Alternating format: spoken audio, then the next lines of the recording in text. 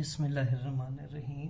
अब जो हमारी एक्सरसाइज 2.2 शुरू होगी चैप्टर नंबर 2 की आपकी, और इसमें हम जो है यूनिट नंबर 2 की इनफैक्ट और क्वाड्रेटिक इक्वेशंस को देख रहे थे कि किस तरह सॉल्व किया जाता है।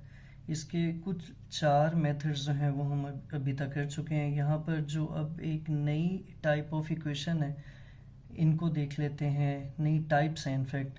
रिड्यूस करना है इन इक्वेशंस को हमने, ताकि हम क्वाड्रेटिक फॉर्म बना सकें यूजिंग सूटेबल सब्स्टिट्यूशन।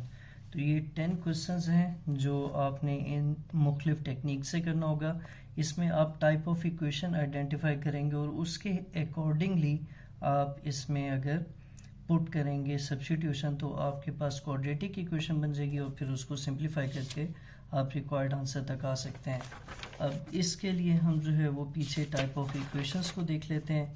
अगर आप पेज को पीछे लेके जाएंगे तो आपको यहाँ पर पेज नंबर 35 पर पहली टाइप ऑफ इक्वेशन मिल रही है, जो कि कुछ इस तरह दिखेगी कि अगर आपकी इक्वेशन ऑफ डिग्री 4 हो, जैसे यहाँ पर ax4 है तो ये bxk plus c equals to 0 इस तरह लिखा हुआ हो, तो आप इसे क्वाड्रेटिक इक्वेशन में कन्वर्ट कर सकते हैं। अगर एक्स स्क्वायर को, यानी जो सेकंड वैल्यू है इन दोनों में x4 और xk में जो छोटा x स्क्वायर है, इसको अगर आप y के बराबर पुट कर दें तो जाहिर है कि y का स्क्वायर x की पावर 4 के बराबर आएगा और ay स्क्वायर और b plus B Y plus C y की टर्म्स में आपकी इक्वेशन बन जाएगी क्वाड्रेटिक। और उस पूरी को सॉल्व करने के बाद आपके पास y का आंसर आएगा। लेकिन क्योंकि क्वेश्चन हमारा x की फॉर्म में, तो इसे आप मज़ीद वापस सब्स्टिट्यूशन करेंगे जो y की वैल्यू आपने लेट की थी, तो फिर आपके पास रिक्वायर्ड आंसर आ जाएगा x की फॉर्म में। और इसके बाद जो दूसरी फॉर्म ऑफ इक्वेशन है वो कुछ इस तरह की है, जहाँ पर एक फंक्शन होगा a मल्टीप्लाई हो रहा है उस फंक्शन पॉलिनोमियल से, इनफैक्ट p ऑफ x से, और वही पॉलिनोमियल जो है वो अगली टर्म में डिनोमिनेटर में मौजूद है। यानी जैसे यहाँ पर अगर आप देखें 3 के साथ x मल्टीप्लाई हो रहा है और यही x जो है वो नीचे डिनोमिनेटर पे मौजूद है, तो इसकी सब्स्टिट्यूशन के लिए हम क्या करेंगे, हम इस p ऑफ x को y कह देंगे। यानी जैसे यहाँ पर ये x था तो आप उसे y कह देंगे और सिंप्लीफाई कर लेंगे। इसकी एक थोड़ी सी और टेक्निकल फॉर्म देख लें तो ये बनती है, जहाँ पर आप 2 के साथ इस पूरे पॉलिनोमियल को देख रहे हैं एक्स स्क्वायर प्लस 1, ये चीज़ यहाँ पर डिनोमिनेटर पे आ रही है और इसे सिंप्लीफाई करेंगे y के बराबर पुट करके और आप रिक्वायर्ड आंसर तक आ जाएंगे। अब हम थर्ड फॉर्म पर चलते हैं। ये हैं आपकी रेसिप्रोकल इक्वेशंस, जहाँ पर हाईएस्ट पावर 4 है लेकिन उसके बाद उससे छोटी पावर क्यूब भी मौजूद है, फिर स्क्वायर और फिर उससे छोटी वैल्यू x की पावर 1 और फिर कांस्टेंट और 0 है। तो यहाँ पर आपने सारी इक्वेशन को x रेज़ टू पावर 4 से डिवाइड कर देना है। जब आप x रेज़ टू पावर 4 से डिवाइड करेंगे तो फिर आपके पास कुछ इस तरह का स्ट्रक्चर बन जाएगा और इसमें फिर y equals to x plus 1 x करेंगे, दोनों साइड का स्क्वायर लें, तो ये आपकी सब्स्टिट्यूशन करने के बाद, यानी जहाँ पर x के प्लस 1 बाई x स्क्वायर आ रहा है वहाँ पर y के -2 पुट करें और सिंप्लीफाई करेंगे तो रिक्वायर्ड आंसर तक पहुँच जाएंगे। अभी हम क्वेश्चंस करेंगे तो आपको मज़ीद क्लैरिटी आ जाएगी। और फिर हमारे पास एक और फॉर्म है जिसको हम कहते हैं एक्सपोनेंशियल इक्वेशन, जहाँ पर x आपके पावर के तौर पे नज़र आ रहा होगा। जैसे यहाँ पर k raise to power 2x से आप देख सकते हैं कि x पावर में नज़र आ रहा है, तो इसको हम एक्सपोनेंशियल इक्वेशन कहते हैं। और इसमें भी जो छोटा वाला वेरिएबल है वो आपने y के बराबर पुट कर देना है, जैसे आपको यहाँ पर नज़र आ रहा है, और सिंप्लीफाई करके रिक्वायर्ड आंसर तक पहुँच जाते हैं। और फिर आखिरी फॉर्म है जो कि हमने यहाँ पर डिस्कस करनी है। उसमें क्या होगा कि ये फैक्टर्स होंगे। जब आपके पास इससे ये फैक्टर्स हों तो आप इनकी पेयरिंग करते हैं। पेयरिंग कैसे की जाती है कि कोई से दो, यानी अगर ये प्लस a है, प्लस b है, प्लस c है और प्लस d है, तो अगर a plus c b plus d के बराबर आ रहा है तो आप इसको इसके साथ जोड़ेंगे, x a को c के साथ पेयर करके इसको सिंप्लीफाई किया जाएगा। अभी हम इससे रिलेटेड क्वेश्चंस करते हैं तो आपको मज़ीद क्लैरिटी आ जाएगी। तो ये छोटा सा इंट्रोडक्शन था और एक्सरसाइज पर आ जाते हैं। यहाँ पर देख लेते हैं कि कौन सी टाइप ऑफ इक्वेशंस हैं। और इनको किस तरह सॉल्व करना है। ये पावर 4 वाला है, इसी तरह ये पावर 6 वाला है, लेकिन क्योंकि यहाँ एक्स क्यूब है तो ये वाई के बराबर पुट करेंगे, ये वाई स्क्वायर हो जाएगा। ये आपका रेसिप्रोकल है कि एक्स है, और अगर आप नीचे वाले को मज़ीद सिंप्लीफाई करें, बल्कि सिंप्लीफाई करके आपकी फॉर्म चेंज हो जाएगी। इसको हम पहले सिंप्लीफाई कर लेंगे, फिर क्वेश्चन नंबर 4 में जो चीज़ यहाँ पर लिखी है फर्स्ट में वही चीज़ आगे डिनोमिनेटर में मौजूद है। और ये आपकी इसी तरह बाकी फॉर्म्स हैं, इनको 1 बाय 1 हम अटैम्प्ट करते हैं। बिस्मिल्लाहिर्रहमानिर्रहीम। अब ये क्वेश्चन नंबर 1 है एक्सरसाइज 2.2 का। ये एक्सरसाइज 2.2 है, इसका क्वेश्चन नंबर 1 है कि रिड्यूस करना है आपने इन इक्वेशंस को क्वाड्रेटिक फॉर्म में, और उसके लिए सूटेबल सब्स्टिट्यूशन लगाई जाएगी। तो यहाँ पर देखिएगा, हमने इन्हें सॉल्व नहीं करना, हमने सिर्फ रिड्यूस करना है। तो ये काफ़ी सिंपल है। पार्ट 1 का यहाँ पर सॉल्यूशन की हेडिंग डालेंगे, क्वेश्चन दोबारा लिखा जाएगा a x raised to power 4 plus b x square, और इसी तरह यहाँ पे प्लस c इक्वल्स टू 0 आ जाता है। अब यहाँ पर अगर आप देखें x की पावर 4 लिखा हुआ है, हम सब्स्टिट्यूशन क्या करेंगे, हम पुट करेंगे y equals to x square, और यहाँ से x4 की वैल्यू बनेगी y स्क्वायर के बराबर। ये दोनों वैल्यूज़ ऊपर पुट कर दें तो ये बनता है a एक्स स्क्वायर का स्क्वायर, और फिर b x square plus C equals to 0। अगर आपने ये वैल्यू यहाँ पर पुट करेंगे तो फिर ये बन जाएगा A Y square plus B Y plus C equals to 0, और यही आपका रिक्वायर्ड आंसर होगा क्योंकि हमने इसे रिड्यूस कर दिया है क्वाड्रेटिक इक्वेशन में। अब इसे सॉल्व करने का आपको नहीं कहा गया तो आप नहीं करेंगे, और फिर अगले क्वेश्चन पर चलते हैं, उसको देखिएगा कि किस तरह सॉल्व किया जाएगा।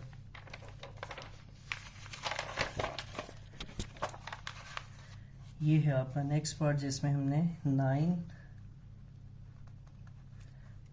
9x raised to power 6 minus 3x cube plus 7 equals to 0 को रिड्यूसिबल करना है। इसको अगर हम एक स्टेप कर लें तो ये 6x क्यूब की पावर 2 लिखा जा सकता है, यहाँ पर 3x क्यूब मौजूद है, और ये 7 इक्वल्स टू 0। अब हम पुट करने जा रहे हैं y equals to x cube. जब आप ये वैल्यू इधर पुट करते हैं या इस साइड पर लिख दें तो ज़्यादा बेहतर है। y equals to x cube, ये बन जाएगा 9y square minus 3y plus 7 equals to 0, और इस तरह ये वाली इक्वेशन भी रिड्यूसिबल फॉर्म में आ जाएगी। और इसको भी आप नोट करना चाहें कर लें, फिर हम अगले पार्ट पर चलते हैं।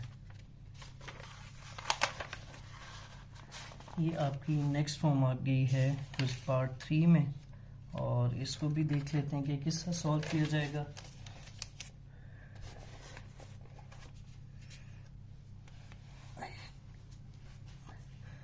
तो बिस्मिल्लाहिर्रहमानिर्रहीम, सॉल्यूशन की हेडिंग देंगे। सॉल्यूशन है जी आपका, क्वेश्चन लिखेंगे 3x plus 4 divided by 6x minus 2 equals to minus 1। इस क्वेश्चन में आपने क्या करना है, इस क्वेश्चन में आप ऐसा करेंगे कि ये जो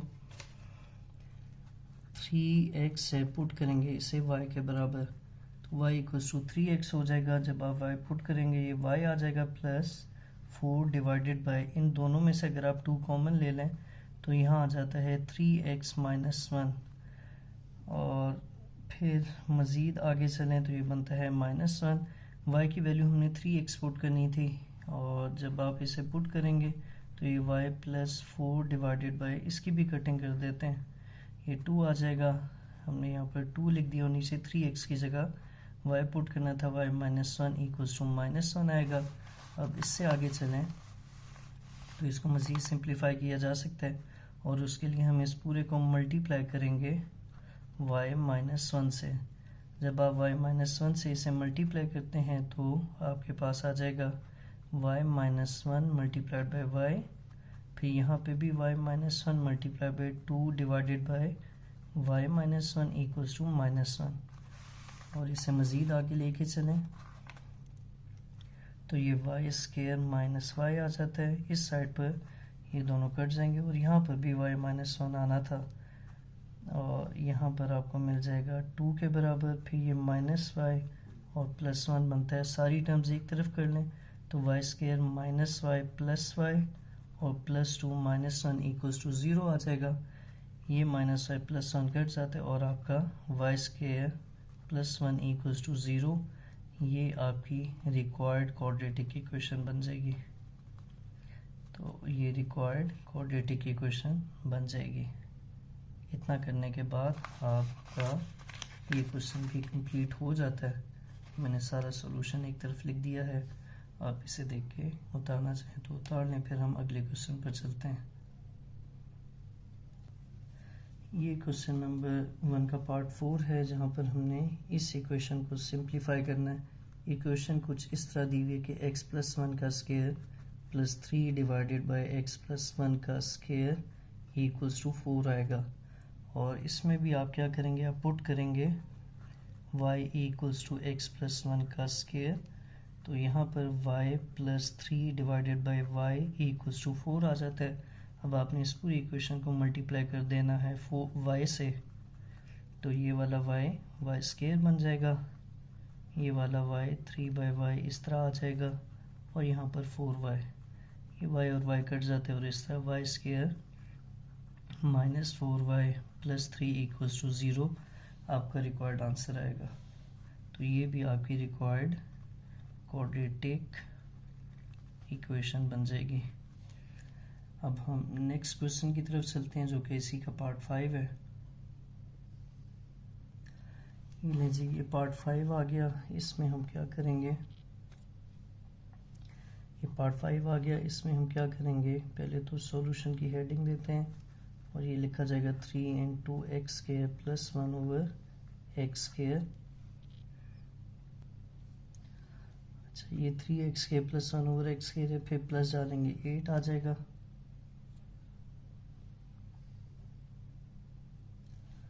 प्लस 8 आ जाएगा, और यहाँ पर x प्लस 1 ओवर x है, और फिर प्लस 11 इक्वल्स टू 0। इसको हम मज़ीद सॉल्व कर लेते हैं। इसके लिए हम क्या करेंगे, हम पुट करेंगे, यहाँ पर मैं कर देता हूँ, पुट करेंगे y equals to x plus 1 over x, और अगर आप दोनों साइडों का स्क्वायर लें, इस साइड पर y स्क्वायर आ जाता है, यहाँ पर x square plus 1 over x square plus 2 आ जाएगा।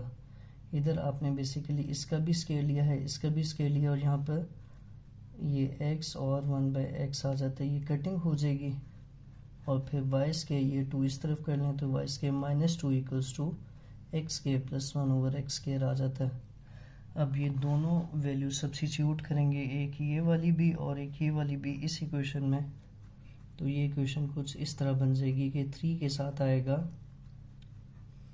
y स्क्वायर माइनस 2, और 8 के साथ आएगा y प्लस 11 इक्वल्स टू 0।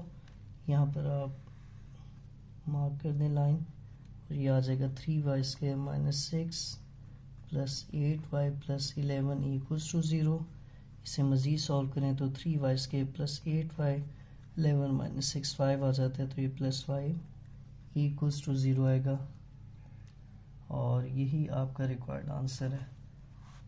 और ये आपकी रिक्वायर्ड क्वाड्रेटिक इक्वेशन बन जाएगी। इसको इतना सॉल्व कर लें और फिर हम अगले पार्ट की तरफ चलते हैं।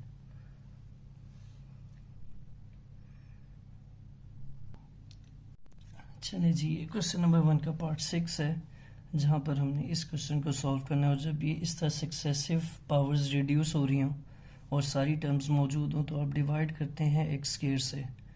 तो जब आप 3x4 को डिवाइड करेंगे एक्स स्क्वायर से, इस तरह लिखा जाएगा। फिर 7x क्यूब को जब आप डिवाइड करेंगे एक्स स्क्वायर से, तो ये आ जाएगा। फिर इसी तरह 5x स्क्वायर को डिवाइड करेंगे एक्स स्क्वायर से, 7x को भी डिवाइड करेंगे एक्स स्क्वायर से, और ये 3 को भी डिवाइड करेंगे एक्स स्क्वायर से, और इस तरह यहाँ पर 0 आ जाता है।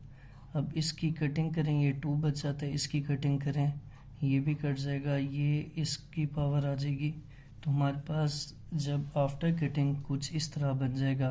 ये 3x स्क्वायर आता है, और इसके अलावा ये इस टर्म को लिखने के बाद मैं ये लास्ट टर्म लिख रहा हूँ, ये 3 डिवाइडेड बाय एक्स स्क्वायर आएगा। फिर इसी तरह यहाँ 7x आ जाएगा, और उसके बाद ये टर्म लिखें तो -7 डिवाइडेड बाय एक्स आएगा, और यहाँ पर +5 इक्वल्स टू 0 है। अगर आप इन दोनों टर्म्स में से 3 कॉमन ले लें तो अंदर बचता है x square plus 1 over X square.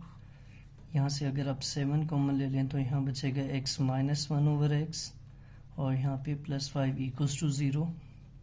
आप यहाँ पर पुट करना चाहते हैं y equals to x minus 1/x, तो x माइनस 1/x अब आप यहाँ पर पुट करेंगे, दोनों साइडों का स्केयर लें, यहाँ y स्केयर आ जाएगा, यहाँ पर x square plus 1/x square और -2 के साथ x और 1/x ही कट जाएगा और y स्केयर प्लस 2 बराबर आता है x square plus 1/x square के। ये वाली वैल्यू और ये वाली वैल्यू आपने इधर यूटिलाइज करनी है। ये 3 के साथ आ जाएगा y स्केयर प्लस 2 और यहाँ 7 के साथ आ जाएगा y प्लस 5 इक्वल्स टू 2। इसको जब आप मल्टीप्लाई करते हैं 3y square 3 2 6, 7y plus 5 equals to 0 आ जाएगा और लास्ट स्टेप में ये 3y स्केयर है, फिर 7y है और 6 5 11। ये आपकी रिक्वायर्ड क्वाड्रेटिक इक्वेशन बन जाएगी। तो ये हम इक्वेशंस को रिड्यूस करके क्वाड्रेटिक फॉर्म में लिख रहे हैं। इसको भी नोट कर लें, फिर हम अगले क्वेश्चन की तरफ चलते हैं और इससे आगे आपके फिर एक्सपोनेंशियल इक्वेशंस के दो क्वेश्चन हैं इनफैक्ट, और फिर हमारे आखिर में 4 फैक्टर्स वाला एक क्वेश्चन आएगा। चलें जी, बिस्मिल्लाहिर्रहमानिर्रहीम। एक्सरसाइज 2.2 क्वेश्चन नंबर 1 का पार्ट 7 करते हैं दोबारा, और दोबारा नहीं इनफैक्ट पहली बार ही कर रहे हैं।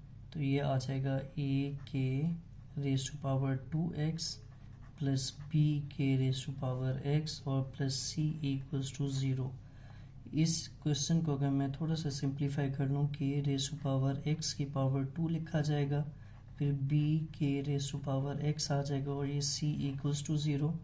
यहाँ पर अगर आप पुट करते हैं y equals to k raise to power x, तो ये आ जाएगा a y square plus b y plus c equals to 0 और यही आपका जो है वो क्वाड्रेटिक फॉर्म होगी। तो ये इतने ही सिंपल हैं, बस थोड़ा सा टेक्निक आपने जहन में प्रैक्टिस करके याद हो जाएगी कि किस तरह आप कन्वर्जन्स करते हैं।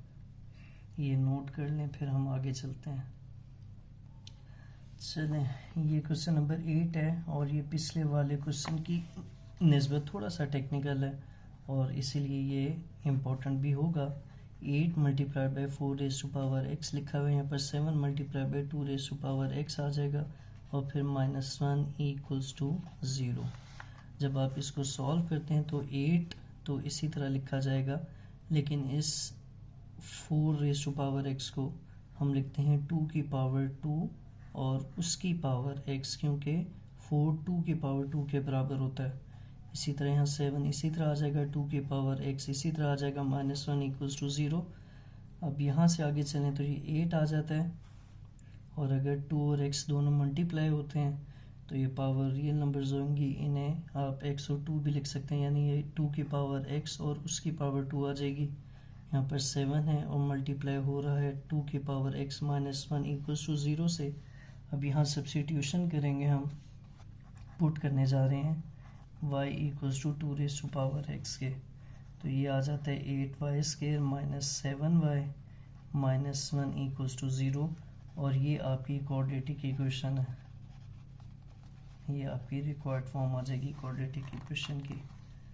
अब इसके बाद जो है वो हम आगे चलते हैं अगले पार्ट की तरफ और देखते हैं कि पार्ट 9 में हमने किस टेक्निक से इसे क्वाड्रेटिक फॉर्म बनाना।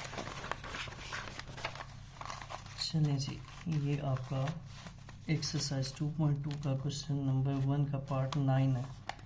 इसमें हमें उन्होंने जो फैक्टर्स दिए पहले यहाँ पर लिख लेता हूँ। सॉल्यूशन की हेडिंग एक दिया हुआ है x-1, फिर है x-2, फिर है x+3 और फिर है x-6 इक्वल्स टू 6।